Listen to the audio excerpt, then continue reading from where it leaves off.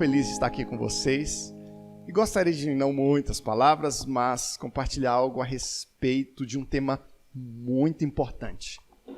Quero falar hoje sobre contentamento. Contentamento. Onde eu trago uma definição aqui minha como a capacidade de estar feliz e de se sentir-se bem com aquilo que você tem, com o que você é. Contentamento. Faço a primeira observação, que você ser uma pessoa que pratica o contentamento, que é contente com o que tem, não significa que você vai ser uma pessoa que não vai lutar para crescer na vida, para melhorar. Não é isso. Ensinar o contentamento para os irmãos não é um estímulo a nós sermos pobres, pobres, pobres, de marré, marré, marré, pelo resto de nossas vidas. Não significa que você não possa ter aspirações materiais, aspirações acadêmicas e tudo mais. Você deve ter, inclusive. Mas existem pessoas que nunca estão satisfeitas com o que têm. Pode ter o tanto que for, mas nunca estão satisfeitas. Sempre acham que tem pouco, que o que tem é insuficiente, sempre acham que o que tem é de uma qualidade inferior, e às vezes acham que o que o vizinho tem é de uma qualidade superior, é uma quantidade maior, ou seja, que a grama do vizinho realiza uma fotossíntese de melhor qualidade que a sua grama. Então, quero falar um pouquinho de contentamento, de avareza, sobre dinheiro, e eu tenho certeza que essa mensagem vai abençoar a tua vida. Então, se você está já assistindo essa mensagem na sua casa, no seu celularzinho, então você já vai dar um like aí, vai se inscrever no canal Jair Vieira, Igreja Batista Sal da Terra também, no YouTube, no Facebook, para você poder acompanhar as outras mensagens também que vão abençoar a sua vida. O tema de hoje é contentamento, e Hebreus capítulo 13 não existe, queridos, capítulo 13, versículos 5 e 6 diz assim: seja a vossa vida sem avareza, contentai-vos com as coisas que tendes, porque ele tem dito, de maneira alguma te deixarei, nunca jamais te abandonarei. Assim, afirmemos confiantemente, o Senhor é o meu auxílio, não temerei, que me poderá fazer o homem.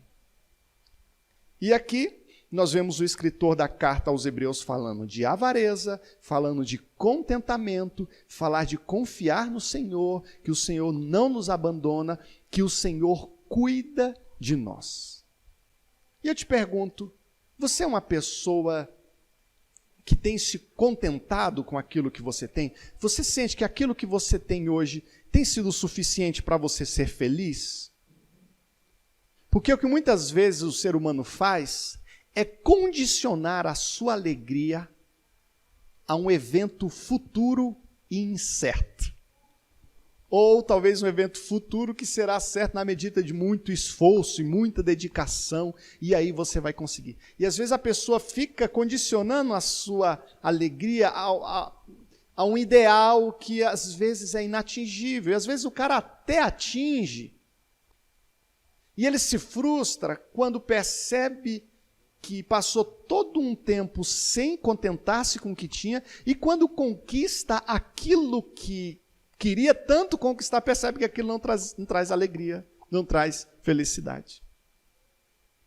Algumas pessoas estão solteiras e dizem, vou ser feliz quando eu casar. Aí casa e diz, vou ser feliz quando eu me divorciar. Ou vou ser feliz quando eu tiver um filho. E tenho filho. Eu queria tanto que esse menino andasse. Eu estou doido para ele andar, eu estou doido para ele falar logo, para ele dizer onde é que está Dodói, não sei o quê. E depois quer que ele vá para o colégio, e depois quer que o menino fique grande logo. E depois que o menino está grande, o que é que diz? Era tão bom quando ele era pequenininho. E o menino está doido para sair do ensino médio, que o ensino médio não vale nada. Aí quando está na faculdade, o que é que diz? Poxa, era tão bom quando eu estava no ensino médio. Era tão massa, tão tranquilo, e agora eu tenho que estudar. No ensino médio eu não estudava, tirava nota boa. Hoje na faculdade em cálculo eu estudo e reprovo. Como é que eu faço? Será que isso tem acontecido contigo? Há pessoas que estão sempre insatisfeitas com aquilo que têm. Às vezes compra um carro novo, e geralmente quando você compra algo, no geral te dá uma alegria, ainda que você volte para casa com um carnê bem grossão. Mas durante aquele tempo que você está naquele carro novo, com aquela geladeira nova, você fica com vontade de abrir ela várias vezes. Quando a máquina de lavar é nova, você fica procurando roupa pela casa para poder lavar na máquina, a máquina novinha e tal. E algumas pessoas ficam felizes, mas apenas por algum tempo. É aquela bicicleta zerada que o menino dorme com ela na cama, cobre ela para ela não passar frio de noite. E depois de alguns dias, o que acontece com ela? Tá lá na área, pegando chuva, ele não anda mais, pneu murcho, enferrujando. Outros, nessa busca assim, de buscar alegria no ter. Algumas mulheres, ou homens também, têm a psicose de comprar roupas. E compra roupa, compra fiado, compra no cartão da Renner, compra no cartão da Marisa, compra no cartão do Riachuelo, compra no cartão da C&A, das lojas americanas, do Ponto Frio. Compra a roupa, usa uma vez, duas e depois nunca mais usa. E algumas pessoas têm roupas no guarda-roupa que nunca usaram. Roupas as quais a pessoa nunca usou, mas compra. E ao mesmo tempo que tem 300 peças de roupa, 300 sapatos, 300 bolsas, não está contente com o que tem. Nessa minha caminhada como pastor, quando eu optei pelo ministério, naturalmente pelo menos foi assim para mim, eu tive uma limitação financeira. E aí, você tem que ter firmes convicções de que aquilo que é mais valioso não é material e tangível, é imaterial. E as coisas que você faz aqui traz consequências na vida de pessoas, no mundo espiritual, que isso é de uma preciosidade tremenda.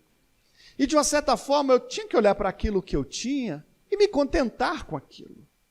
Faça a observação novamente, não significa que eu não possa buscar algo mais. Mas eu tenho que me alegrar com o que eu tenho. E eu posso falar de momentos quando eu vivi em casa pastoral, no bairro aqui pertinho, chamado Vendinha, no entorno aqui do DF, onde mesmo morando numa casa simples, eu tinha muita felicidade.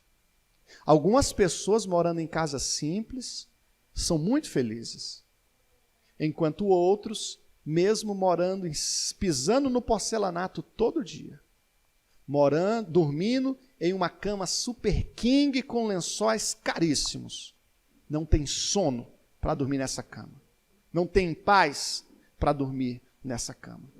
E às vezes condicionamos a nossa alegria ao ter e esquecemos do ser. Outros sempre acham que o seu salário é insuficiente. Certa vez eu conheci uma mulher, onde o marido dela ganhava 13 mil reais mais ou menos, e ela disse assim para a gente: olha, se meu marido ganhasse 3 mil a mais, era o suficiente para a gente viver bem. Bastava ele ganhar aí os 16 mil, esses 3 mil, era o suficiente para a gente sair do aperto. Aí eu pergunto para vocês, deixa eu fazer essa pergunta de fato, assim, eu quero que vocês respondam. Quanto que você acha que uma pessoa tem que ganhar para viver bem, para cuidar da sua casa, com conforto? Jonathan, quanto que você acha que uma pessoa deve ganhar? Assim, um salário para a pessoa viver assim, tranquilo. 3 mil reais para você já era o suficiente para a pessoa viver bem.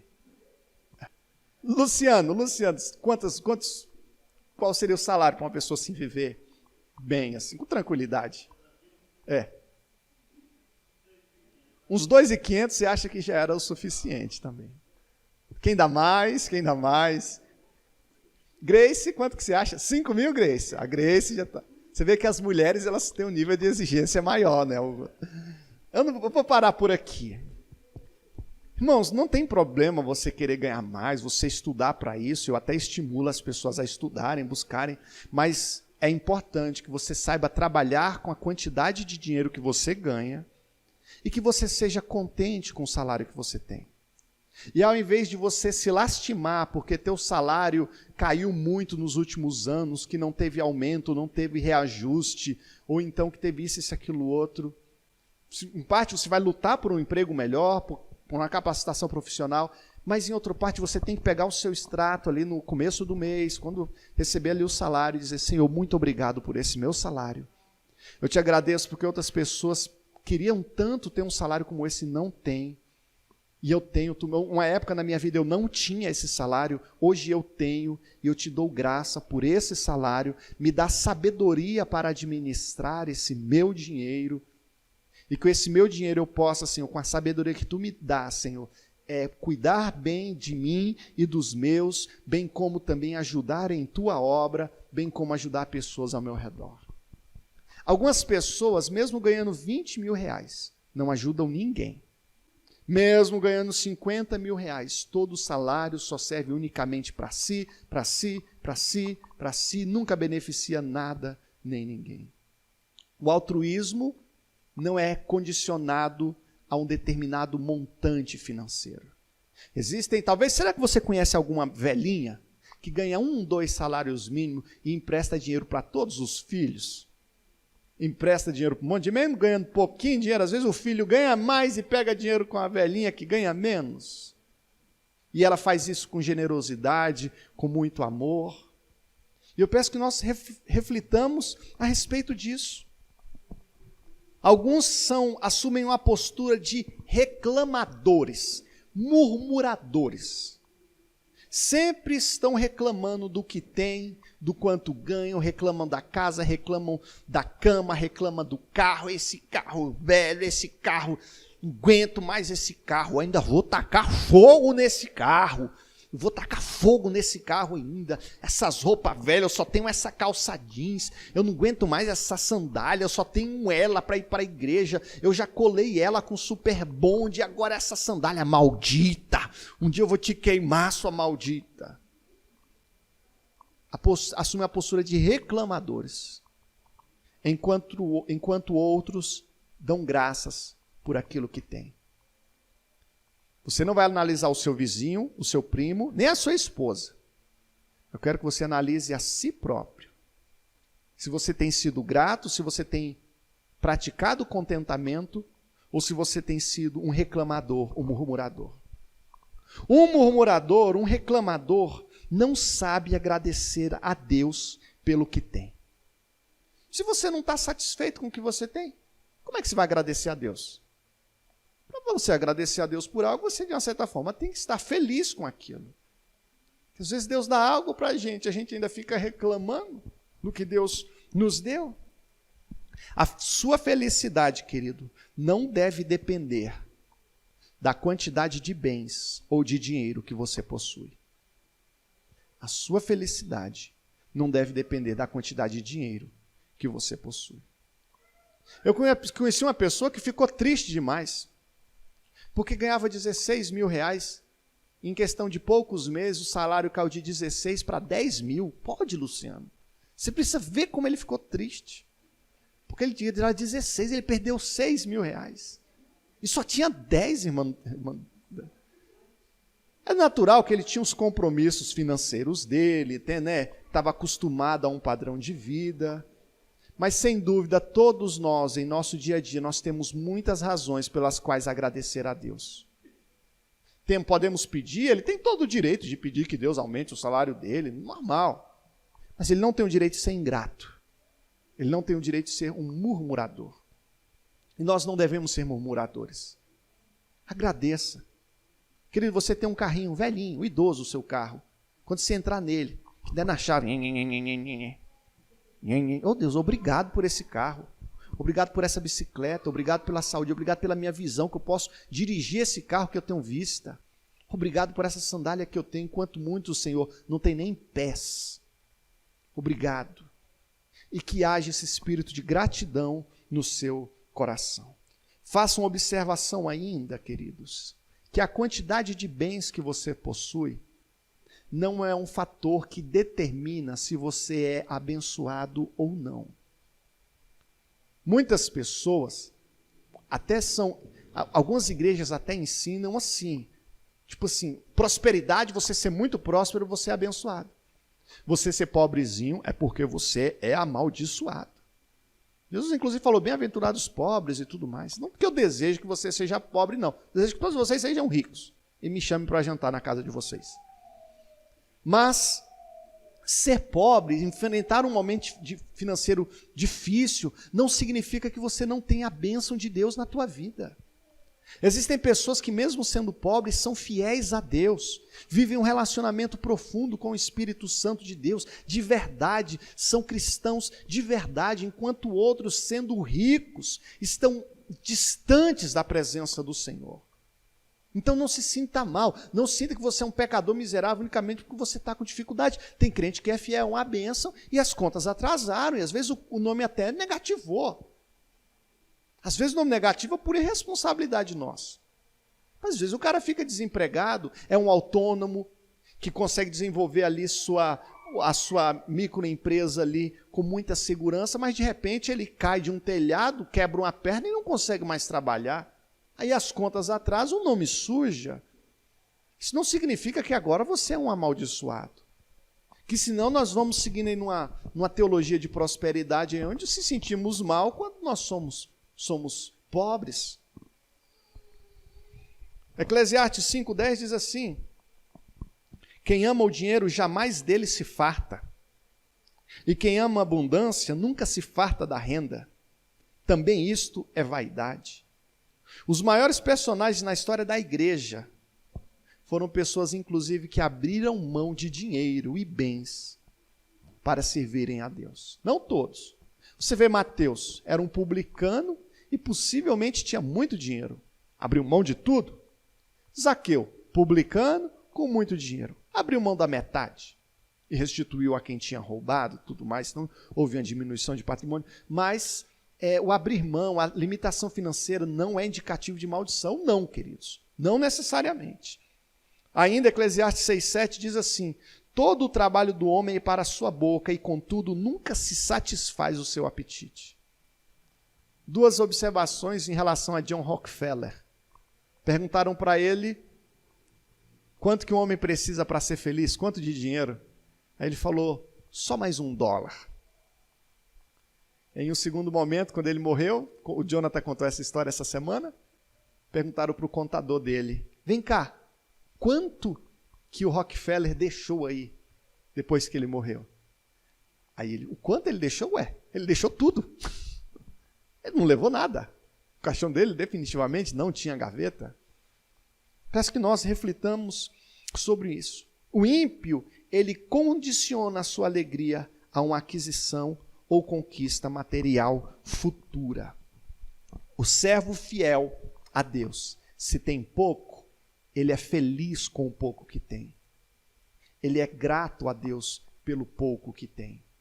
Nós vemos as orações de Jesus quando, por exemplo, da multiplicação dos pães, e você não vai ver Jesus, digamos assim, pedindo, Deus, multiplica esse pão. A oração, na verdade, dele são oração dando graças pelo que tinha. Eram poucos pães, eram muita gente. E o que ele fez? Ele agradeceu. Ele deu graças por aquilo que tinha. Eu quero que você tenha muitos peixes. Mas se você tiver pouquinho peixe, agradeça a Deus pelos peixes que você tem. Não murmure. Coma esses peixes, saboreie ele com tranquilidade, mas não murmure. Alguns se tem, se sente bem. Quando está com a carteira cheia de dinheiro, entra na loja do shopping, entra na loja, quer que o atendente atenda em 5 segundos. Se ele não atendeu, eu tenho dinheiro, eu vou para outra loja. Chega, fica orgulhoso. Mas quando está sem dinheiro, que vai comprar fiado, no cartão, às vezes no crediário, será que vai passar? Será que vai aprovar aí o meu crédito, todo humilde? Quando nunca aconteceu não com você, tipo você ir para um lugar com a carteira cheia de dinheiro, às vezes o cheio de dinheiro para alguém vai ser R$1.000 no bolso, outro 50 mil, sei lá, e quando com aquele dinheiro você se sente o rei da cocada preta. E às vezes no outro contexto, onde você não está rapelado, te rapelaram, você está sem nada, e aí você fica todo se sentindo mal, no cantinho ali, se sentindo inferior. Querido, você não deve se sentir inferior porque você tem menos dinheiro. Você não deve se sentir inferior porque você não tem uma faculdade ou porque você não tem um carro tão bonito quanto o de outra pessoa. Não, não faça isso. E assim, o verdadeiro discípulo de Jesus, ele não se valoriza ou se sente bem quando tem dinheiro ou não. A felicidade dele, a autoestima dele não varia de acordo com o extrato bancário. Ainda falando sobre contentamento, gostaria de falar da importância de você, de uma certa forma, ser feliz com o corpo que você tem. O contentamento em relação ao seu corpo físico. E existem muitas pessoas que não se amam, não amam o seu corpo, odeiam o seu corpo. Chegam diante do espelho e dizem: eu te odeio, você é feia, você é feio. Acha o olho feio, acha o cabelo feio, esse cabelo maldito, nem para eu ter um cabelo de japonês, tenho esse cabelo, não sei o que, esse cabelo. E reclama do cabelo, e reclama do pé. Meu pé é muito grande, meu pé é muito pequeno, minha unha só vive encravada. Ah, minha pele tinha que ser assim, minha pele assim. Eu tinha que pesar tantos quilos, eu peso quantos outros quilos. Veja bem, que eu não estou dizendo para você que você não possa ter um ideal de peso, procurar melhorar a sua aparência. Devemos nos alimentar bem. Eu vou até trazer um dia aqui uma ministração sobre o jejum de Daniel, que ele comeu só salada. Vou pegar todos os irmãos que estão acima do peso, vamos fazer 3 meses de jejum de Daniel. Só saladas e frutas e carne de rã, para ser uma proteína saudável aí para vocês. Mas você tem que se amar. Você tem que se amar. E eu pergunto, irmã e irmão, às vezes os homens são mais relaxados para isso, sabe? Ele não liga muito. Mas as mulheres, normalmente, elas se preocupam mais com a aparência. Você tem se amado? Você tem se contentado? É importante que você se ame. E talvez a oração sua essa noite deva ser: Senhor, me ensina a me amar. Repita assim comigo: Senhor Jesus, me ensina a me amar, amar o meu corpo. O seu corpo é templo do Espírito Santo. Sabia que Jesus te ama do jeito que você é? Que Ele ama esse seu narizinho aí, ó. Fala para a pessoa do seu lado: Jesus ama essa sua orelhinha aí, ó. Esse seu narizinho. Pega no narizinho assim: Jesus ama esse narizinho seu. Jesus ama. E você mesmo não ama? Jesus ama. E você, Deus que te criou. Então assim, não vamos ficar se comparando com os outros não. Você tem uma beleza ímpar. Deus, Ele te fez com uma impressão digital única, que ninguém tem uma impressão igual. Deus não quer que você seja Jair, Deus não quer que você seja Hernandes Dias Lopes, Deus não quer que você seja Billy Graham, Deus não quer que você seja Joyce Meyer, Deus quer que você seja você. Você nasceu para ser você, com suas características. E se você for outra pessoa que não você, você não vai ter sido bem sucedido no plano de Deus para a tua vida. Deus quer que você seja você. Agora Ele vai te melhorar, te aperfeiçoar cada vez mais, mas é importante você se amar. E se você não está se amando, não está praticando contentamento em relação ao seu corpo físico, inclusive a quem você é, então então foi bom você ter ouvido essa ministração. Peço que você ore e reflita a respeito disso. O versículo que nós lemos falava sobre a avareza, e é muito importante que nós tenhamos dinheiro. Eu não prego aqui que nós abandonemos tudo e vai viver todo mundo agora na casa da irmã Lourdes, que ela vai sustentar todo mundo. Não é isso. A Bíblia não condena ter dinheiro. A Bíblia condena amar o dinheiro. Alguns amam o dinheiro e usam as pessoas. Nós devemos amar as pessoas e usar o dinheiro. Algumas famílias são destruídas por causa do dinheiro. Há irmãos que nunca mais falaram com o outro depois de uma briga por causa de R$200. Há irmãos que enganam o outro, um ao outro, por causa de R$500, por causa de R$100, por causa de uma avareza, por causa de uma ganância. Quantas vezes, por exemplo, em meus relacionamentos, às vezes para evitar conflitos, eu faço concessões? Não tem problema não, fica para você então. E a gente vê Abraão fazendo isso, por exemplo, com Ló. Quando os pastores de Ló começam a discutir com os pastores de Abraão, Abraão diz, rapaz, não vamos discutir por causa de terra, não. Você quer qual terra? Você quer essa ou você quer essa aqui? Pode escolher. A que você escolher, você fica contigo. Ele fez concessões. E Deus abençoou Abraão muitíssimo, ele não empobreceu. O avarento, ele pensa que se ele der, ele vai ficar com menos. E que para ele ficar com cada vez mais, para que nunca lhe falte, ele não pode repartir o dele com ninguém. Enquanto Deus tem um chamado para o povo de Deus, inclusive para o altruísmo, onde nós compartilhamos aquilo que tem. A própria oração do Pai Nosso fala do pão nosso de cada dia. Eu acho isso legal, porque não é o meu pão de hoje.